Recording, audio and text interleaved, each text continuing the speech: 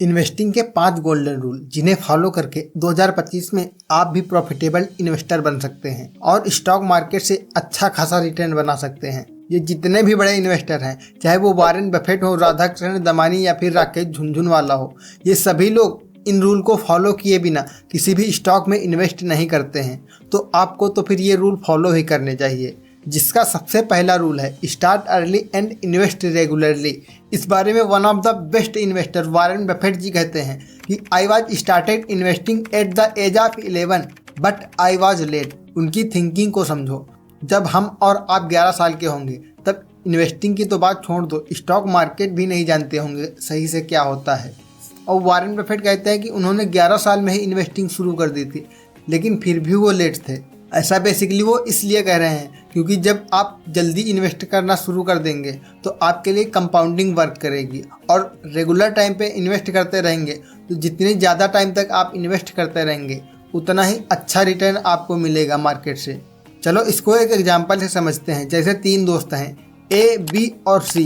तीनों अच्छी फैमिली से आते हैं और तीनों एक आईटी कंपनी में जॉब करते हैं जिसकी सैलरी अच्छी खासी है। जो पर्सन ए है वो 10,000 रुपये पर महीने के हिसाब से म्यूचुअल फंड में SIP करवाता है, जिसका एवरेज रिटर्न लगभग 12% है। वो 30 साल तक लगातार इन्वेस्ट करता रहता है। और दूसरा पर्सन भी, वो भी सेम अमाउंट SIP में इन्वेस्ट करता है और उसका भी रिटर्न वही है, लेकिन वो 20 साल बाद इन्वेस्टिंग बंद कर देता है। और जो पर्सन सी है वो सोचता है कि अभी वो इन्वेस्ट नहीं करेगा, अभी कुछ टाइम वो मौज मस्ती करेगा, उसके बाद में इन्वेस्ट करेगा। उसके अगले 10 साल बाद पर्सन सी भी अपनी SIP करवाता है और वो अपनी SIP 10,000 की ना करवा के बल्कि 20,000 की करवाता है और उसका भी रिटर्न लगभग 12% ही है। वो भी अगले 20 साल तक इन्वेस्ट करता रहता है। अब जब 30 साल बाद देखेंगे तो जो पर्सन ए है, जो 10,000 रुपये पर मंथ SIP में लगा रहा था, 30 साल बाद उसका अमाउंट 3,53,00,000 के करीब हो जाएगा। वहीं पर जो पर्सन बी है, जिसने 20 साल बाद इन्वेस्टिंग बंद कर दी थी, उसका अमाउंट लगभग 1,75,00,000 के करीब होगा। और जो पर्सन सी है, जिसने 10 साल बाद इन्वेस्टिंग शुरू की थी, लेकिन उसने 10 की बजाय 20,000 की SIP करवाई थी, फिर भी उसका अमाउंट केवल 2 करोड़ ही बना है। अब यहाँ पर 2 चीज़ें देखने वाली हैं। पहली, जो पर्सन सी है उसने 10 साल बाद SIP शुरू की, लेकिन वो 10,000 की जगह 20,000 की SIP करवाता रहा और उसने ए के कंपैरिजन में ज़्यादा पैसे SIP में लगाए क्योंकि उसका टाइम पीरियड कम था।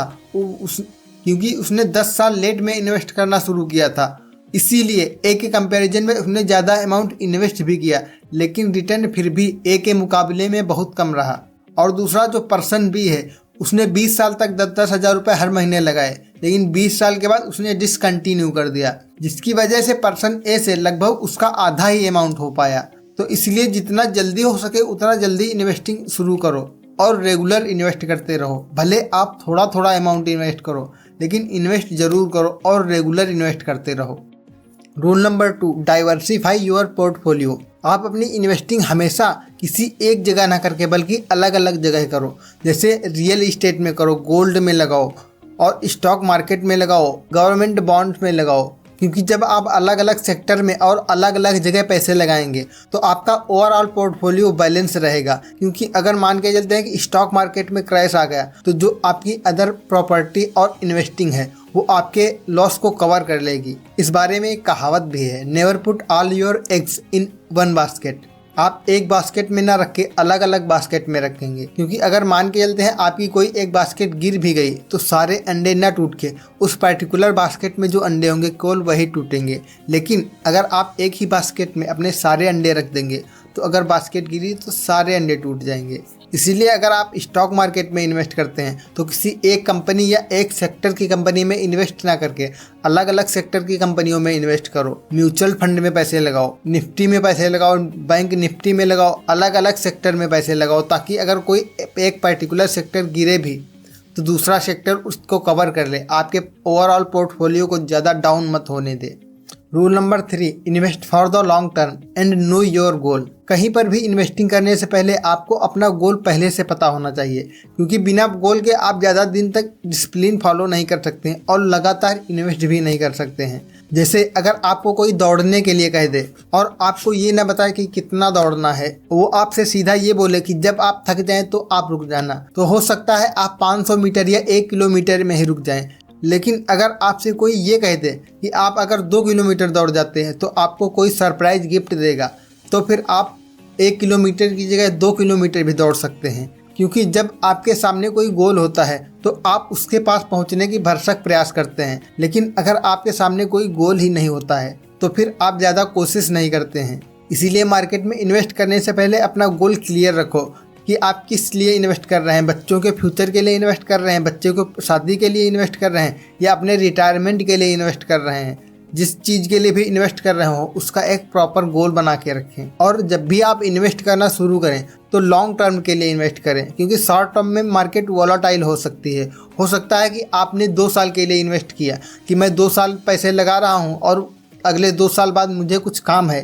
हो सकता है उस बीच मार्केट ऊपर ही ना जाए और उल्टा नीचे आ जाए, फिर आपके पैसे फंस जाएंगे और आपको लॉस हो जाएगा, क्योंकि आपको तो ज़रूरी काम है तो आपको पैसे निकालने ही पड़ेंगे। लेकिन अगर आप लॉन्ग टर्म के लिए इन्वेस्ट करते हैं तो लॉन्ग टर्म में मार्केट हमेशा पॉजिटिव रिटर्न नहीं देता है, हमेशा आपका पोर्टफोलियो को प्लस में ही रखेगा। और आप अपनी पोजीशन को जितने लॉन्ग टाइम तक के लिए बना के रखेंगे आपको उतना ही प्रॉफिट होगा। आपको लॉन्ग टर्म के लिए क्यों इन्वेस्ट करना चाहिए, इसके लिए हम आपको कंप्यूटर की स्क्रीन पे लिए चल रहे हैं और वहाँ आपको सही से समझाते हैं कि लॉन्ग टाइम में क्या फ़ायदा होता है। पहले हम एक SIP कैलकुलेटर खोल लेंगे। SIP कैलकुलेटर खोल लेने के बाद सबसे पहले हम कोई एक अमाउंट डाल देते हैं। मान के चलते हैं मैं 10,000 डाले जा रहा हूँ। अब आप यहाँ पर एक चीज़ देखो, अगर आप यही अमाउंट 10 साल तक इन्वेस्ट करते रहेंगे तो आपका जो इन्वेस्टेड अमाउंट होगा वो 12 लाख के करीब हो जाएगा और जो आपकी टोटल वैल्यू होगी वो 23 लाख ही होगी। लेकिन वहीं अगर आप इसको टाइम पीरियड केवल 5 साल और बढ़ा दें, 10 की जगह 15 कर दें, तब आप देखना, ये देखिए आपका इन्वेस्टेड अमाउंट तो 18 लाख 6 लाख ही बढ़ा, लेकिन जो आपका टोटल वैल्यू हो गई वो 50 लाख हो गई, यानी डबल से भी ज़्यादा हो गई। ठीक इसी प्रकार अगर 5 साल का टाइम पीरियड और बढ़ाते हैं तो जो आपका इन्वेस्टेड अमाउंट है वो केवल 6 लाख ही बढ़ेगा, लेकिन जो आपका टोटल कॉर्पस हो जाएगा वो करीब 99 लाख का हो जाएगा। चलो 5 साल और बढ़ाते हैं और 25 साल करते हैं, तब देखना आप अगेन आपका जो इन्वेस्टेड अमाउंट है वो केवल 6 लाख ही बढ़ा, लेकिन जो आपकी टोटल वैल्यू है वो करीब 90 लाख बढ़ गई। अगर 5 साल और बढ़ा देते हैं और 30 साल कर देते हैं, तब देखो आपका इन्वेस्टेड अमाउंट केवल 6 लाख ही बढ़ा 5 साल में, लेकिन जो आपकी टोटल वैल्यू है वो 3.5 करोड़ से भी ज़्यादा की हो गई।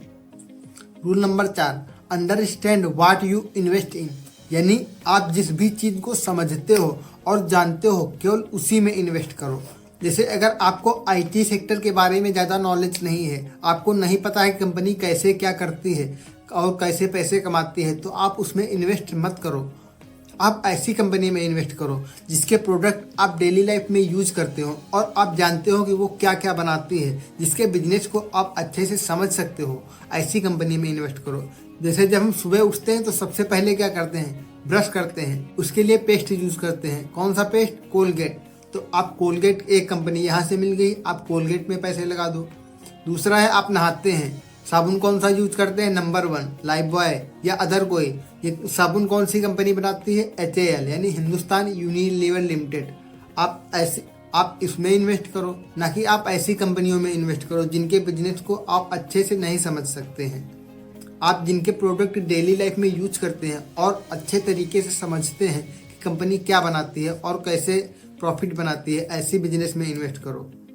रूल नंबर 5, इमोशनली मत इन्वेस्ट करो, यानी मार्केट के इमोशन के हिसाब से आप मत इन्वेस्ट करो, बल्कि अपने इमोशन को कंट्रोल में रखो और मार्केट को अच्छे से समझ के सही टाइम पे इन्वेस्ट करो। क्योंकि जब आप इमोशनली इन्वेस्टिंग करेंगे तो आपके लिए बहुत घातक साबित हो सकता है, क्योंकि जिधर सारे लोग जा रहे होंगे आप भी उधर ही जाएंगे। अगर मार्केट आज 2% भी ऊपर गया तो फिर आप फोमो करेंगे कि यार मैंने आज अगर ये शेयर बाई कर लिया होता तो 2% का प्रॉफिट हो जाता। लेकिन और वहीं अगर मार्केट 2% नीचे आएगा तो फिर आपको फियर होगा, यार मैं ये शेयर बेच दूं या रखूं, बेच दूं या रखूं, बस यही लगा रहेगा।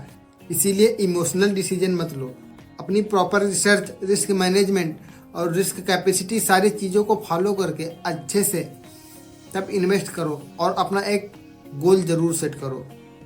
बाकी आपको वीडियो कैसी लगी कमेंट में ज़रूर बताना और हाँ, अगर चैनल पे पहली बार आए हो तो सब्सक्राइब कर लेना ताकि आपको ऐसी इन्फॉर्मेटिव वीडियो मिलती रहे। मैं आपको मिलता हूँ किसी अगली इन्फॉर्मेटिव वीडियो में। तब तक के लिए keep watching and keep learning.